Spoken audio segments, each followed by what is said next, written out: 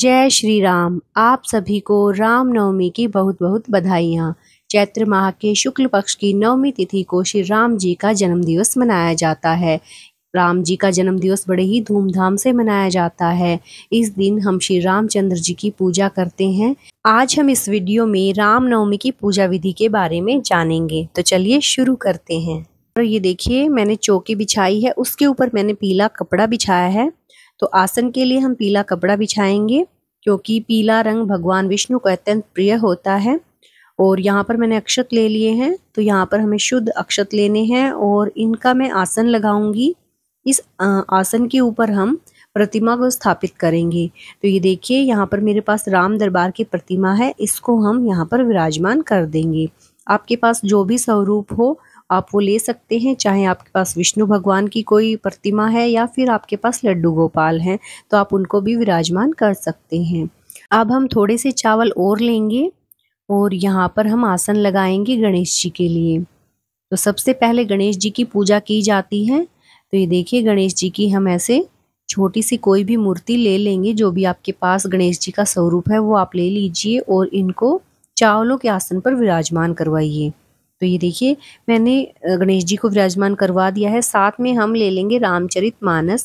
तो रामचरितमानस अत्यंत शुभ मानी जाती है, क्योंकि इस दिन सुंदरकांड का पाठ किया जाता है। तो रामचरितमानस की भी हम पूजा करेंगे।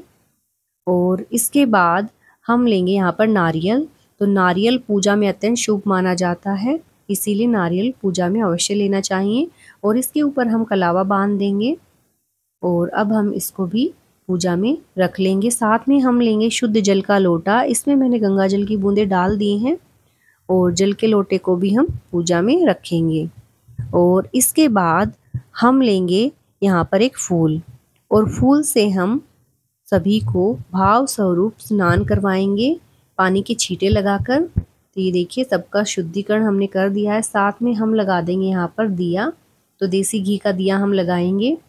और अब यहाँ पर हम कलावा लेंगे और गणेश जी को वस्त्र रूपी कलावा अर्पित करेंगे। अगर आपके पास जनेऊ है तो आप गणेश जी को जनेऊ भी अर्पित कर सकते हैं। इसी तरह हम श्री रामचंद्र जी को भी वस्त्र रूपी कलावा अर्पित करेंगे। यहाँ पर मैंने राम दरबार की प्रतिमा के ऊपर कलावा लगा दिया है। साथ में हम फूलों की माला लेंगे, इसको भी हम राम दरबार के ऊपर लगा देंगे। और अब हम यहाँ पर सबको तिलक करेंगे। तो सबसे पहले गणेश जी को तिलक करेंगे, श्री राम जी को तिलक करेंगे, सीता मैया को तिलक करेंगे, सभी जितने भी देवता हैं सभी को तिलक करेंगे, कलश को तिलक करेंगे, नारियल को और रामचरितमानस को। इस तरीके से हम सभी को तिलक कर देंगे। और इसके बाद हम यहाँ पर माता सीता के लिए श्रृंगार का सामान रखेंगे। तो यहाँ पर मैंने श्रृंगार की सारी चीज़ें रख दी हैं और पूजा में ये अवश्य रखनी चाहिए। इसके बाद हम फूल लेंगे, तो सभी के चरणों में हम फूल अर्पित कर देंगे यहाँ पर। तो आपके पास जो भी फूल हो आप वो चढ़ा सकते हैं। इस तरीके से हम मंदिर को डेकोरेट भी कर देंगे फूलों से। और साथ में हम लगाएंगे भोग। तो सबसे पहले गणेश जी को भोग लगाएंगे, उसके बाद हम विष्णु भगवान अर्थात श्री रामचंद्र जी को भोग लगाएंगे। तो श्री रामचंद्र जी के भोग में तुलसी जरूर होनी चाहिए और गणेश जी के भोग में हमें तुलसी बिल्कुल नहीं रखनी है। आप कोई भी ऋतुफल भी चढ़ा सकते हैं। और यहाँ पर अब हम लेंगे दिए। तो दिए यहाँ पर मैंने 5 दिए लिए हैं। आप चाहें तो देसी घी के लगा सकते हैं या फिर आप तेल के दिए लगा सकते हैं।